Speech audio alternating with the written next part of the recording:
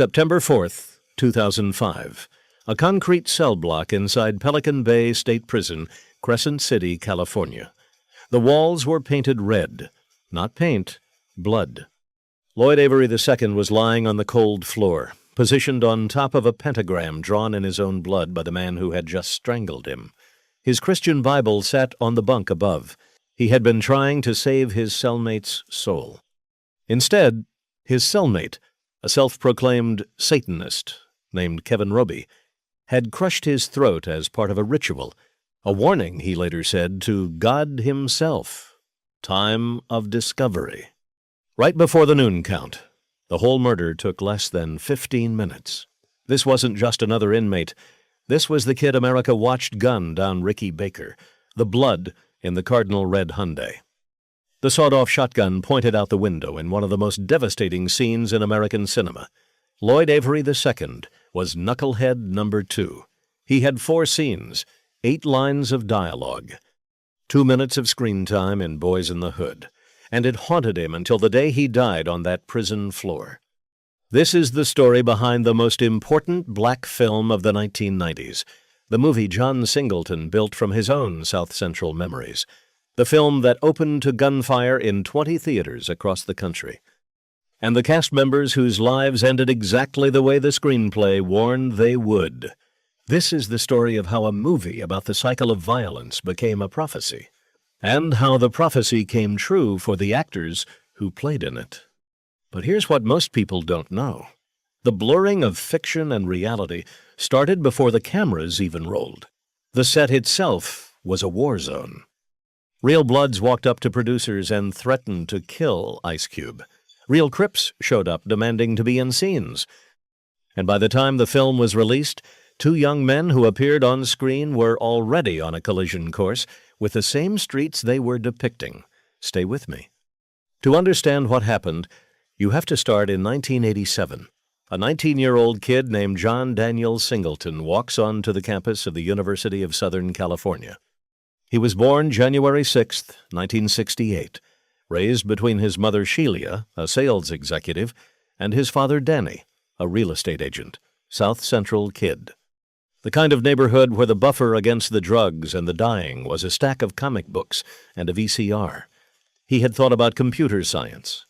Then he switched into the filmic writing program under Margaret Mering. It was a program designed to put students directly into Hollywood as writer-directors. Singleton took it seriously. By the time he graduated in 1990, he had a screenplay finished. He'd been writing it since he was a teenager. He called it Boys in the Hood. The script landed on the desk of Stephanie Alleyne, a Columbia Pictures executive looking for new black voices. She believed in him immediately.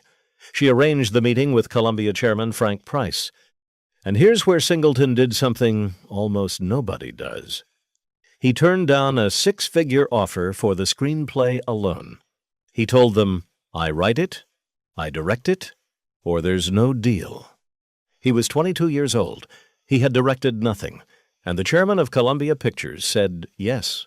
The budget came in between $5.7 and $6.5 million. Tiny. Veteran producer Steve Nicolaides came aboard to babysit the kid. They met at Singleton's mother's house over homemade lemonade. Nicolaides gave Singleton 2 rules. Don't hire a production designer when an art director will do. And don't cast anyone famous except for Lawrence Fishburne. Singleton agreed. Then came the casting. Singleton wanted NWA, the whole group, Dr. Dre as Monster, Eazy-E as Chris, MC Ren as Dookie, and Ice Cube as Doughboy. By late 1989, that plan collapsed when Cube left NWA. But Cube and Singleton had history. They first met backstage at the Arsenio Hall show, then again at a Louis Farrakhan rally. Both times Singleton told him, I'm going to put you in a movie. Both times Cube laughed it off. Then in 1990, they ran into each other at a Public Enemy concert at the Palace. They stood in the parking lot until it emptied. Months later, the script reached Cube's manager. Doughboy was his. For Trey Styles, the lead, Singleton picked Cuba Gooding Jr., 22 years old, unknown. Morris Chestnut got Ricky Baker. Nia Long played Brandy. Tyra Farrell got Brenda Baker, the mother. Angela Bassett got Reva. Regina King played Shalika in her early career.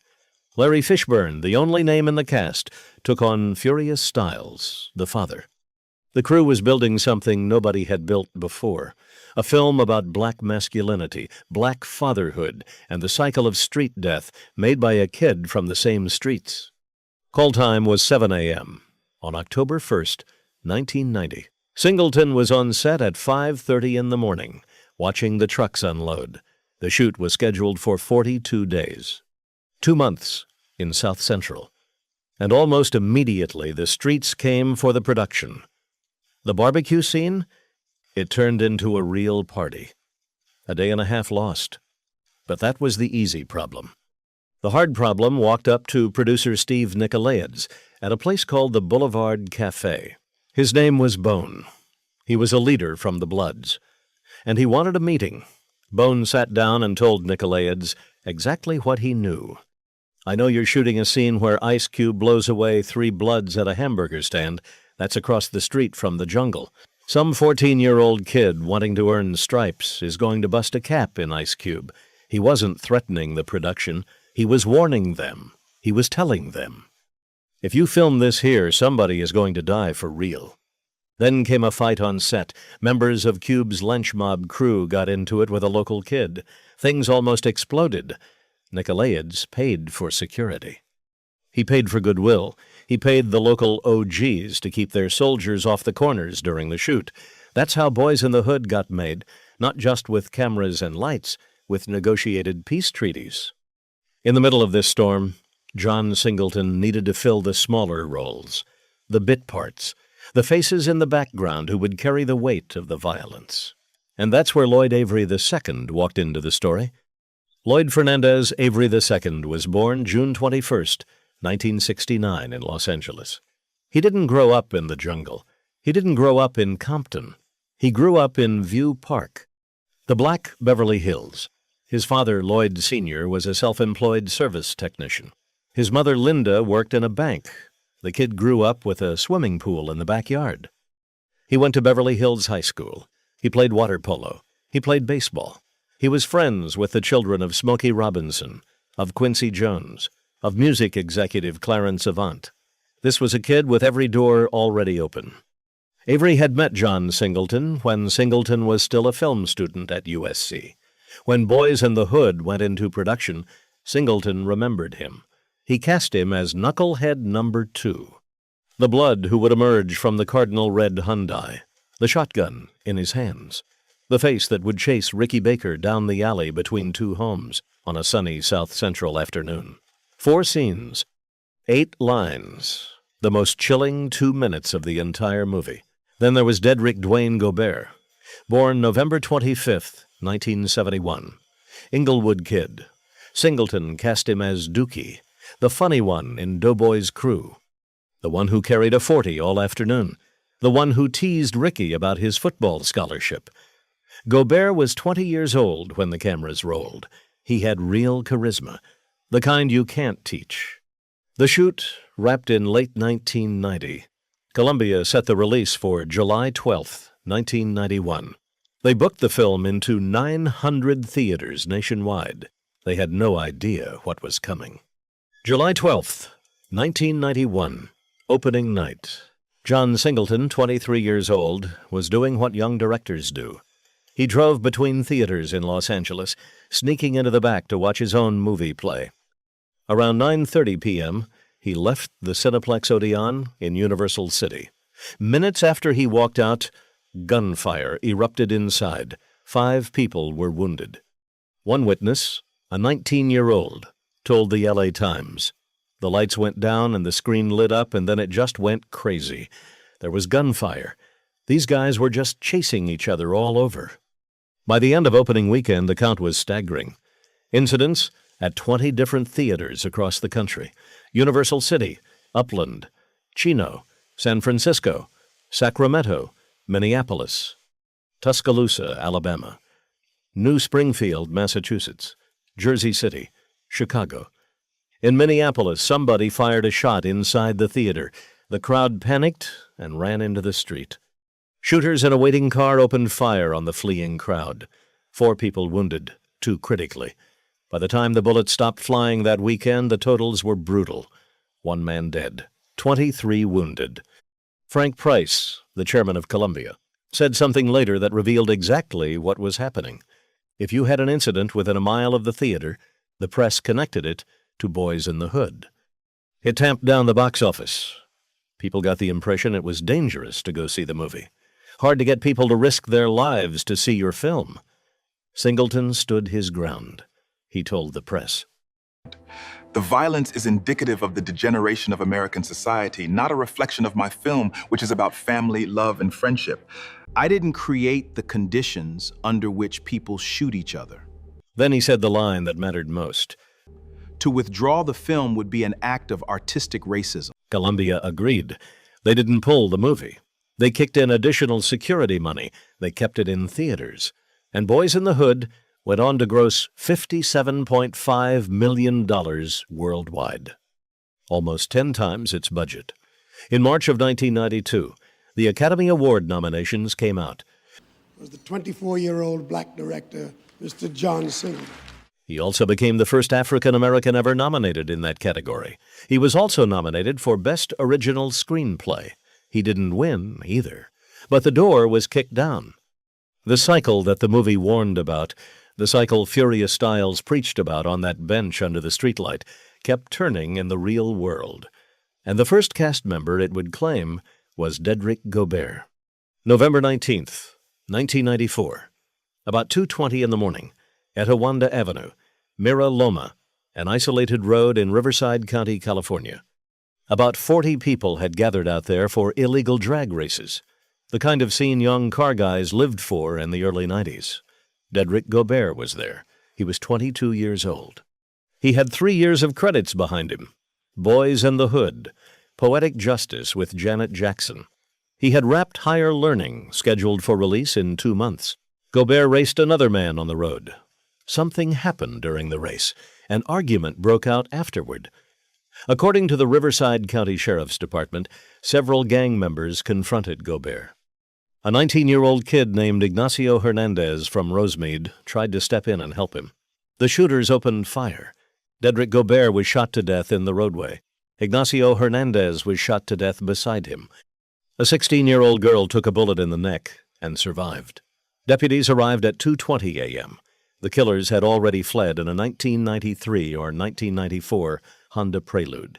Authorities said it was gang-related. The man who played Dookie in the most famous film about young black men dying in the streets was now another statistic in the same streets. He had 3 movies left to be released after his death. He never saw Higher Learning come out. He never got to age out of the roles. He was buried in Inglewood, the same neighborhood Lloyd Avery II had come from. But Lloyd Avery's story is where Boys in the Hood crosses from drama into something darker, something almost biblical. After the film came out, Avery's Hollywood career didn't take off the way he had hoped. He got a small role on Doogie Howser. Singleton cast him again in Poetic Justice in 1993. He worked on music. He produced a single for Tisha Campbell. But the doors weren't opening fast enough. The roles weren't getting bigger. So Avery did something nobody expected. The View Park Kid, the Beverly Hills High School graduate, the boy who grew up around Quincy Jones's kids. He moved out of his parents' world. He moved into the jungle, the same Bloods neighborhood that the producers had to negotiate around during filming. He told friends he was a Blood. When people asked if he was really claiming, he said yes. He started living the character he played on screen. A friend later said it was like watching a man walk into his own role and lock the door from the inside. The crime started small. In 1988, he had already done 3 days in jail after a fight outside a party at UCLA. He was carrying a fake ID. After Boys in the Hood, the incidents escalated. He worked a film called Lockdown in 2000. They shot it in New Mexico. On location, Avery was caught smoking a sherm stick, PCP-soaked tobacco. He tried to attack a makeup artist. He broke into a live prison facility. The production asked him to leave the state. Then came July 1st, 1999. Around 4 in the afternoon, Santa Barbara Plaza, in the jungle. A man and a woman were sitting under a tree. Annette Lewis, Percy Branch. Lloyd Avery II walked up to them. According to police reports, the argument was over a drug debt. Avery pulled a .45 caliber pistol. He shot Annette Lewis. He shot Percy Branch in the stomach. Annette Lewis died that same day. Percy Branch held on. He lingered in the hospital for 3 weeks. Then he died from complications. 2 people dead over a debt.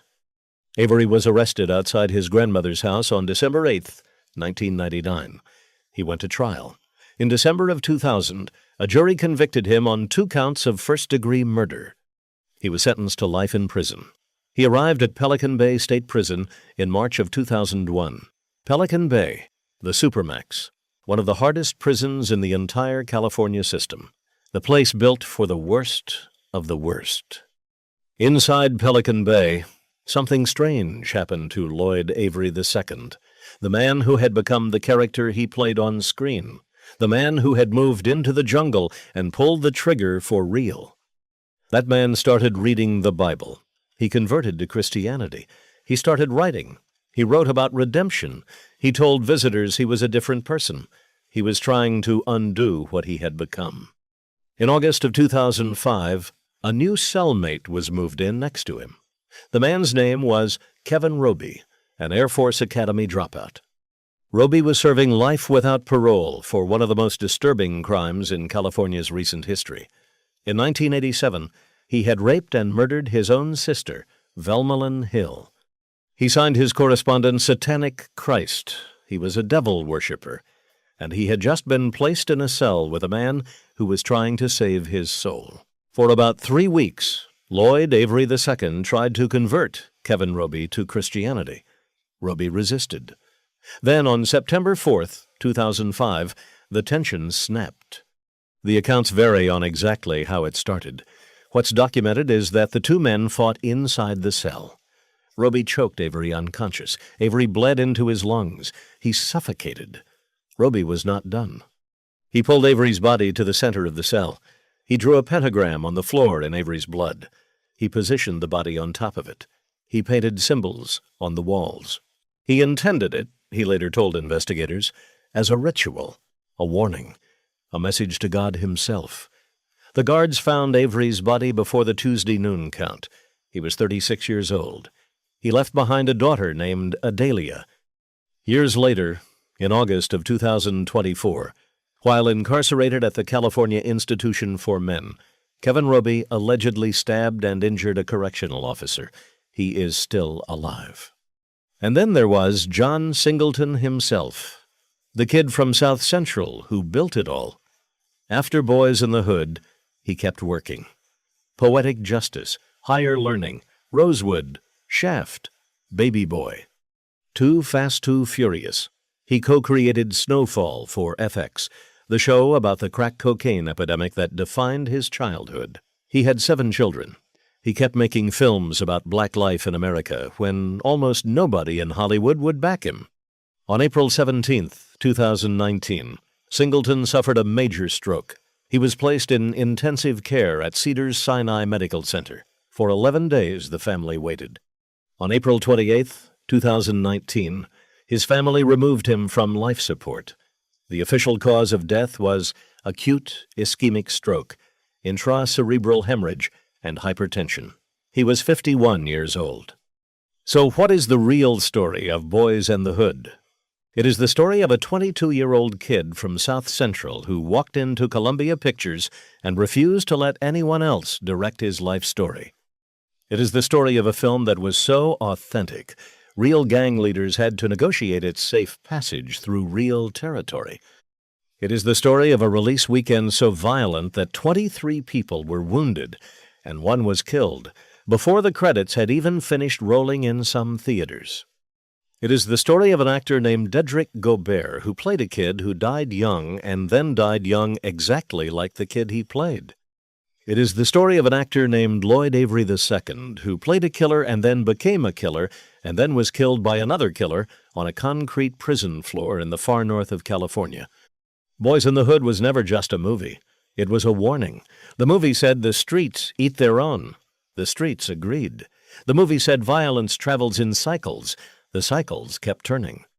The movie said the only escape is awareness. The only ones who escaped were the ones who watched. John Singleton spent the last 28 years of his life trying to tell the world what he saw growing up. Two of his actors lived it on screen and then lived it off screen. One died at a drag race at 22. One died on a prison floor at 36 in a satanic ritual. The director himself died at 51. The film grossed $57.5 million. It earned 2 Oscar nominations. It changed American cinema forever. But it could not save the people who made it. That's the real story of Boys in the Hood. Not the legend, the truth. A masterpiece written in real blood by people who knew, before any of us did, exactly how the story ends. If this story hit you the way it should, hit subscribe. We drop a new investigative deep dive every week. The forgotten cases, the Hollywood stories nobody else will tell. Drop a comment below. What film do you want us to investigate next?